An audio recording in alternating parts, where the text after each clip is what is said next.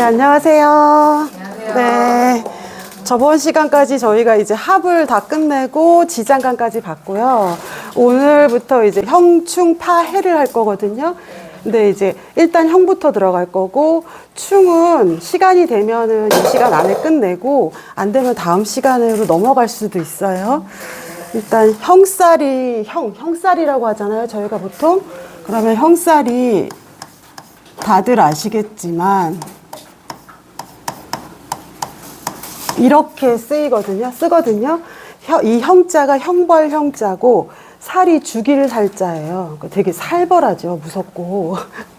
이 형이 어떤 거냐면, 그러니까 합은 딱 합해서 기운을 만드는 거고, 충은 우리가 배우지 않았지만 느낌으로 알기로 이렇게 뭔가 기운이 부딪히는 천간의 극처럼 그런 상황인 건데, 얘는 합을 하는 것도 아니고 충을 하는 것도 아니고 뭔가 어떤 이상한 현상들이 생기면서 서로 갈등을 만드는 거예요. 여기 서로 갈등을 만드는 현상이 생기다 보니까 형이 들어가면 12구설이 생겨요.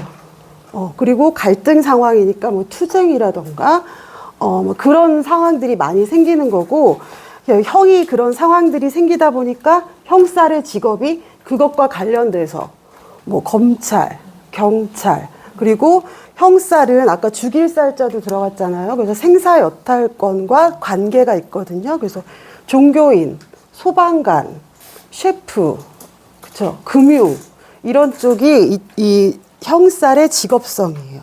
근데 이제 형살에는 종류가 있는데, 우리가 너무 잘 알고 있는 인사신, 사명살이 먼저 이거부터 할게요. 인사신은 지금 우리가 되게 잘 알고 있는 샘플이, 다 알고 계신 샘플이 있으시죠? 네. 인사신은 생쥐끼리 만났어요. 생쥐끼리. 아까 우리가 사화에 대해서도 선생님이 얘기하셨거든요. 그쵸? 아까 그 갑술일주 할 때 이 사화가 최초로 경금이란 도구를 썼다라는 표현을 하셨어요. 그러니까 생쥐는 시작하는 운동이고 뭔가 최초예요. 최초. 그리고 막 역동적인 운동이잖아요. 그래서 생쥐끼리, 특히 인사신 사명살은 뭔가 막 새롭게 시작하는 일들이기 때문에 굉장히 창의적인 사람들이 많아요. 그리고 시작하는 기운이잖아요. 그래서 리더십도 강해요. 그러면 리더십이 강하면 권력욕이 생기겠죠. 그래서 권력욕도 있어요. 그러다 보니까 또 시비구설, 투쟁, 경쟁 이런 것들이 자연스럽게 쫓아오겠죠. 굉장히 강한 기운이에요. 이 강한 생쥐끼리 막 너무 어우러지다 보니까 여기에서 나오는 신기 같은 것도 당연히 있겠죠. 그래서 이 직업성은 아까 말씀드렸던 그런 직업성들도 있고, 생쥐니까 뭐 승무원, 그렇죠? 그리고 택배 기사님 이런 분들도 계시고, 운전하시는 분들도 계시고, 또 다르게 보면 이거는 시작이잖아요. 그러니까 어떤 세대에 새로운 시작을 하는 어떤 일에 관련된 일들도 해요. 이게 생쥐기 때문에. 지금으로 따지면 AI라던가, 그쵸? 그런 것들을 시작하는 거잖아요. 뭐 양자역학 처음에 시작하는 그런 것들과 관련된 직업성들도 있을 수 있다. 이 직업은. 또 우리가 이 인사신으로 유명한 사람이 한 명 계시죠? 되게 박정희. 인신사해가 다 있으시잖아요. 그렇죠?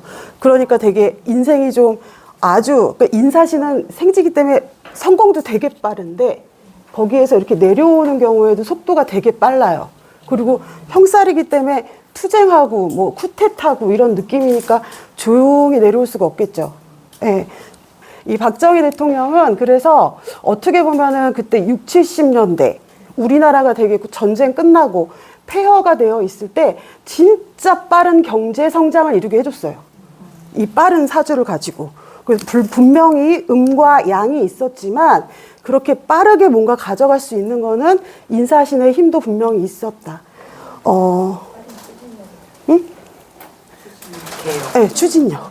엄청 빠르게 성공하고. 그리고 또 리더십도 되게 강하신 거니까. 그래서 기억이 나는 게, 새마을 운동 기억하세요? 네. 나이가 여기서 딱 나오는 거예요. 새마을 부활 운동의 노래 기억나세요? 네. 새벽종이 울렸네. 새아침이 다 인사신이야. 빨라. 새벽부터 일어나서 열심히 일해라. 이것들도 다 인사신의 노래가 아닐까 그런 생각도 해봤고, 지인 중에 인신사회가 다 있는 지인이 있어요. 여자분인데 인신사회가 다 있거든요. 그래서 이분은 공무원이에요.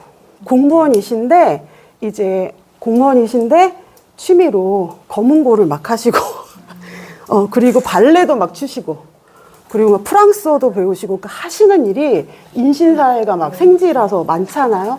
너무너무 하는 일들이 많아요. 그러다 보니까 본인이 그 일을 하기 위해서 엄청 많이 돌아다니겠죠. 역마까지 같이 쓰시는 거예요. 요렇게. 그래서 인신사회나 인사신을 갖고 계신 분들은 조금 우리 선생님처럼 내공이 좀 있어야 요 기운들을 되게 잘 쓰는 것 같아요. 그 인사신이 손오공이라고 하잖아요. 손오공이 어떤 서유기에서 어떻게 처음에 묘사됐는지 아시죠? 되게 포악하다고 돼 있잖아요. 막 다 죽이고 다니고. 그래서 벌 받아가지고 갇힌 거잖아요. 돌산에 부처님한테. 엄청 포악하고 지멋대로라. 인사신은 그런 기운이에요. 근데 나중에 고아라라고 하나요? 그걸 쓰고 나서 애가 사람 됐잖아요. 그게 인격 같고, 그게 배운 거 같고, 그게 내공인 같은 거거든요. 그래서 인사신, 그리고 조금 이따 축술미도 하겠지만, 축술미, 요런 기운들을 갖고 계신 분들은, 어찌됐던 일반적이지 않아요. 제가 이 자리에 와서 되게 긴장하는 이유도 그거잖아요. 사신, 막 술의 철람, 여기 축술미 이렇게 했으면 그 기운들이 세단 말이에요. 그래서 그것들은 진짜 잘 써야 되기 때문에 내공이 정말 필요하다. 공부도 많이 해야 되고, 특히 이런 공부들도 많이 하시면 좋다. 그래서 형살은 물론 인사신, 축술미 다 포함되지만 뭐 종교적인 것도 되게 강하잖아요. 그 이유가 얘네들이 그냥 함부로 써서 될 기운들이 아니기 때문일 수도 있어요. 함부로 썼을 때는 정말 고아라를 쓰지 않은 손오공 같은 사람이 되는 거잖아요. 그렇죠? 그래서 이런 기운들은 엄청 센 기운이지만 이걸 또 관리하는 힘도 본인들이 그런 사주가 있다면 가져야 되는 게 맞는 것 같아요. 그다음에 이제 축술미 간단하게 넘어갔고요. 많이 들어서 인사신은 너무 잘 아시죠? 인사신은 선생님 특기니까. 인사신이 되게 빨라서 사신도 마찬가지지만 성격적으로도 급발진을 할 때가 있잖아요. 그렇죠? 여러 가지 면에서 인사신들은 조금 자중해야 되는 상황들이 필요하기 때문에 공부가 더더욱 필요하다. 그리고 인사신 말고 또 한번 삼형살이 하나 더 있죠? 축술미. 이거를 무운지형이라고 했던가요? 이거를 무운지형이라고 했었고, 인사신이 손오공이면 축술미는 삼장복사라고 얘기하셨잖아요. 그 이미지를 생각하시면 돼요. 인사신은 이 손오공 같이 천방지축 같은 기운들이 있고, 고아라를 썼어도 얘가 밖에 나가서 돌진해서 해결하는 해결사적인 기운이 있는 게 인사신이고, 축술미는 조금 인사신보다 점잖죠. 약간 뒤에서, 그쵸? 그러면서 인사신이 한 것들을 해결하고 다니는 게 축술미. 그래서 딱 그런 이미지를 생각하시면서 보시면 될 것 같고요. 사실은 이 축술미도 여기도 계시지만 신기가 어마어마하잖아요. 그렇죠? 여기는 또 더더군다나 묘지이기 때문에 그러셔요? 신기가 어마어마한데, 제가 예전에 선생님 강의 중에서 어떤 학생이 나오셔가지고 축술미 막 했던 강의가 하나 있었어요. 기억하세요? 그래서 그거를 제가 막 엄청 열심히 찾았거든요. 그분이랑 되게 비슷한 사주가 있어서 같이 비교하면서 보려고 축술미에 대해 설명드리면서, 그분 사주가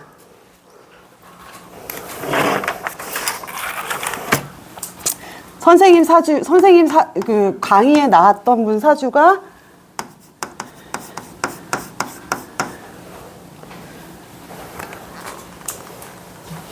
맞아요. 아시네요?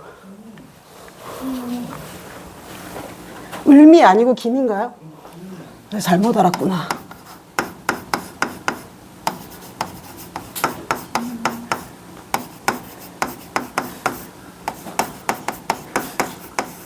이런 사주를 가지신 분이 오셔서 선생님 수업 때 같이 요걸 얘기를 했는데 제가 기억에 남았던 게 어떤 거였냐면 이분이 말씀하시길 어떤 종교에 가도 절에 가도 어떤 책을 읽어도 공부하고 나는 별로 이렇게 친하지 않지만 이걸 보면 그냥 쭉 다 안다. 기도를 하면 뭐가 싹 들어와요. 이런 얘기를 하셨거든요. 이게 인묘이기도 하지만 이 축술미는 그런 것들이랑 너무 강해요. 종교성이 엄청 강해요. 그래서 아까 우리가 인사신 같은 경우에는 신살로 보면 뭐 역마살, 겁살, 지살, 그리고 망신살 이런 기운들이 섞여서 있었지만 얘는 화개살, 그렇죠? 월살, 그리고 천살 이런 것들이 섞여 있잖아요. 그래서 얘는 기운이 다른 거예요. 그리고 우리가 그것만 사주 안에 있어도 종교를 가지라고 얘기를 하잖아요. 근데 이렇게 돼 있으니까 이분은 신기가 막 너무 충만하셨던 걸로 제가 기억을 하거든요. 보셨어요? 네. 오늘 그 친구하고 개인적으로도 얘기해봤는데 그냥 통으로 다 들어오고 네. 그리고 공부 안 해도 정규 1등을 계속 해가지고 그래서 그 이사주가 되게 이제 기억에 남았고 왜 이사주가 기억에 남았냐면 제가 요런 사주가 하나 있어요. 이게 우리가 선생님 아까 조금 전에 공부했던 거랑도 또 연관이 되거든요.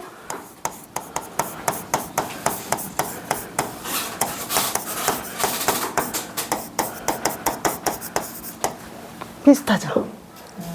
여기는 아예 똑같고 그쵸? 되게 비슷하죠? 그러니까 이사주도 축술미사주인데, 그러니까 이사주의 주인공이 돌아가셨어요. 유명하신 분이라 아마 아실 건데, 이사주의 주인공의 자서전이 있거든요.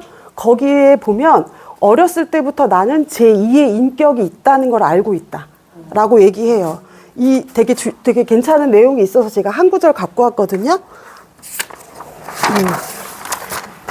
이분이 직접 쓴 자서전. 나는 내가 전혀 알 수 없는 어떤 일을 갑자기 알게 되는 일이 자주 일어났다. 어머니의 경우에도 마찬가지였다. 이분은 어머니 쪽이 되게 이렇게 샤먼 쪽이었거든요. 그래서 그거를 어머니의 핏줄을 좀 받았어요. 그쵸. 여기도 마찬가지로 그랬어요. 여기는 아버님이 목사님. 이분이 누구냐면 다 아시는데 구스타프 융이에요.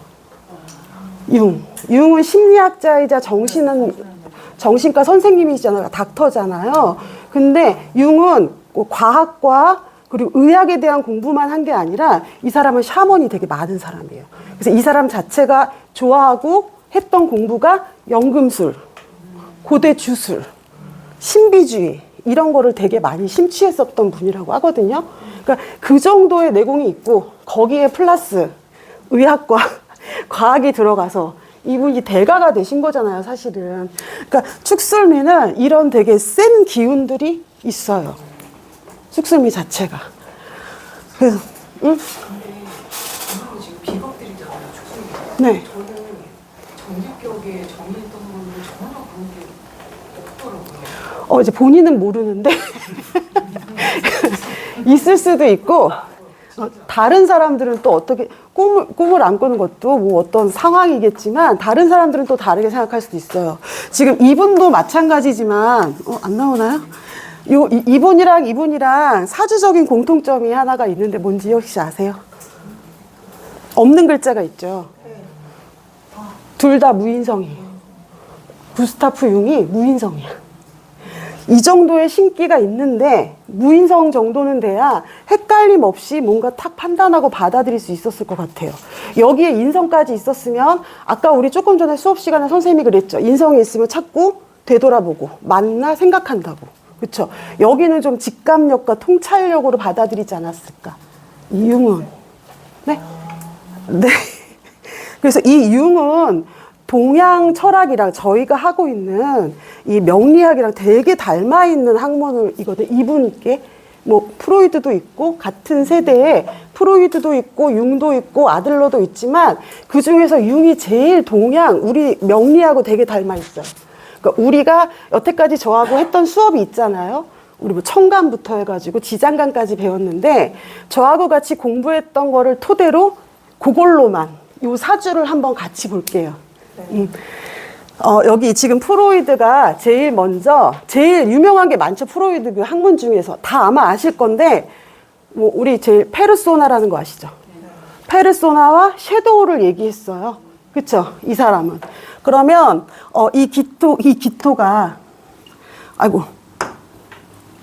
이 기토가 여기에도 을목관이 있고, 여기에도 간목관이 있죠. 바깥쪽으로 내세운 나의 양권에 있는 관은 을목이에요. 그쵸? 내 안쪽에, 내 뒤에 섀도우로 숨겨놨던 나의 관은 간목이겠죠? 이거는 무의식에서 나온 거기 때문에 나의 내추럴 본, 연지에서 나왔어요. 맞죠? 네. 그리고 이분이 또 얘기했던 게 의식과 무의식. 우리가 아까 조금 전에 선생님이 다 얘기해 주셨어요.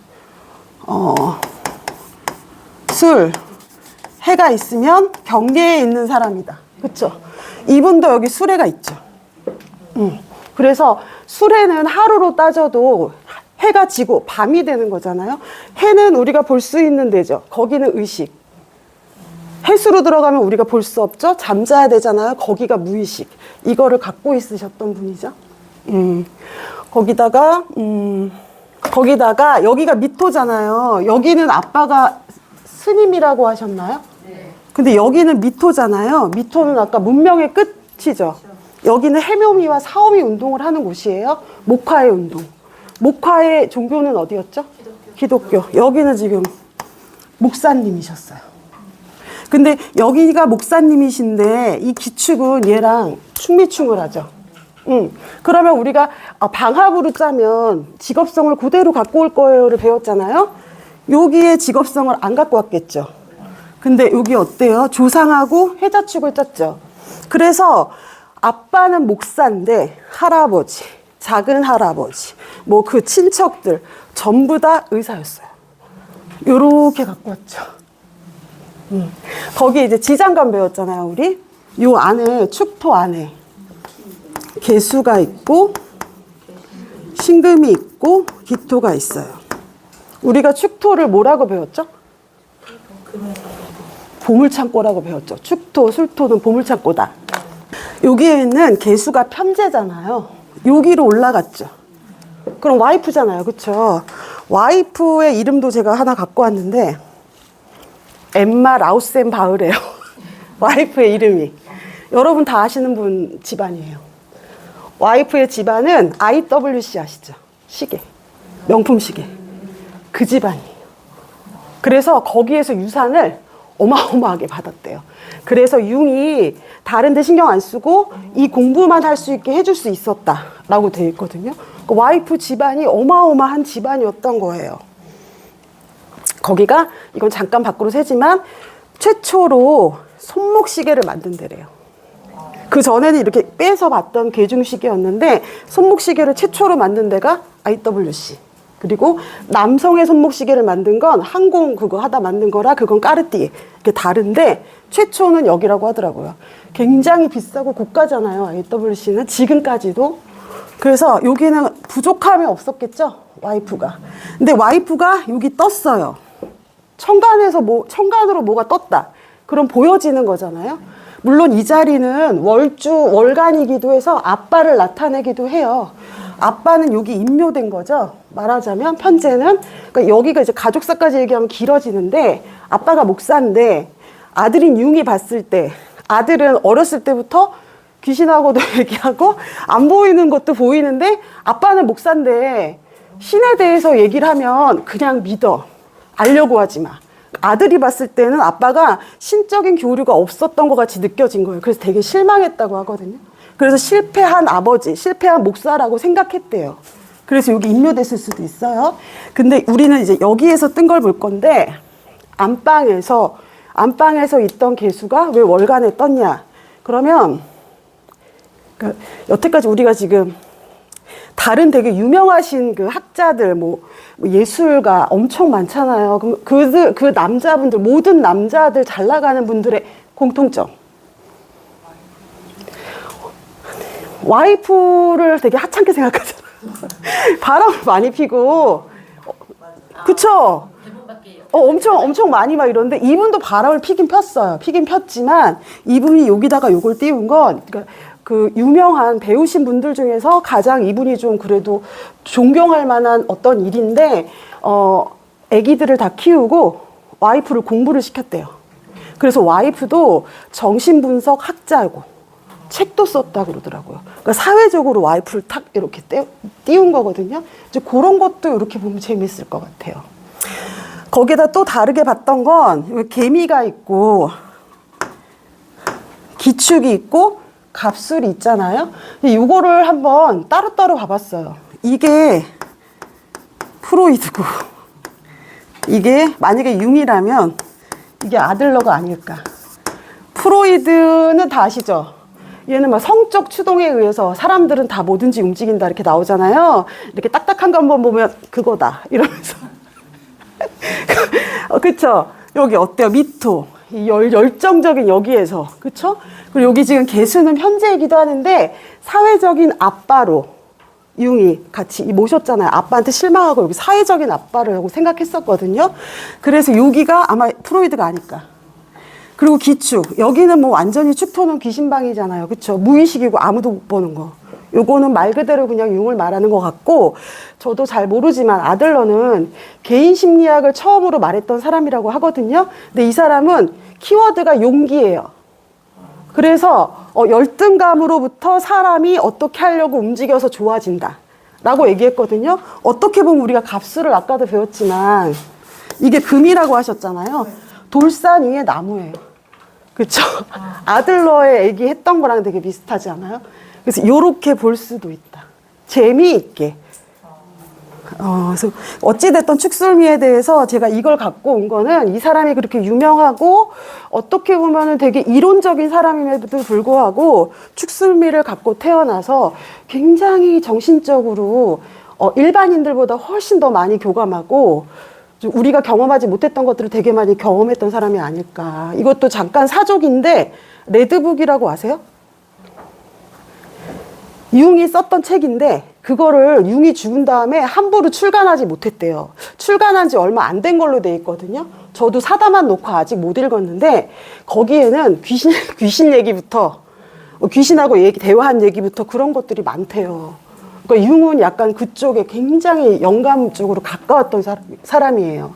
그래서 이 사람이 뭐 그런 거 있었잖아요. 뭐 환자를 치료하는데 쇳덩구리 꿈을 꿨어요. 근데 쇳덩구리가 날라왔다. 그 얘기 들어보셨죠? 그래서 거기에서 동시성이라는 게 나왔잖아요.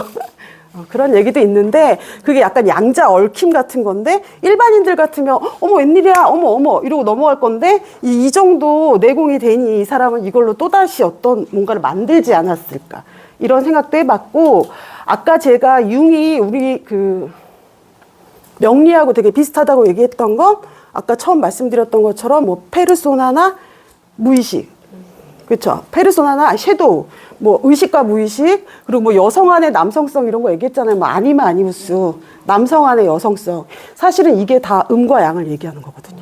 음양을 그러니까 이 사람은 어떤 현상을 음양으로 구분해서 보고 거기서부터 뭔가를 시작했던 사람이었어요. 그래서 어떻게 보면 이 사람의 그 기본적인 학문은 우리 동양적인 사상이랑 되게 많이 닮아 있었을 수도 있다. 그런 식으로 접근해서 봐도 재밌을 것 같아서 한번 갖고 와 봤습니다. 축술미에는 그 삼장법사가 다 집어넣잖아요. 그러니까 종교적인 직업, 그리고 약간 죽음과 관련된 직업, 그런 거 있겠죠. 이런 정신과 의사들, 이런 사람들도 이거 직업성에 되게 잘 맞겠죠. 그래서 이런 직업성을 갖고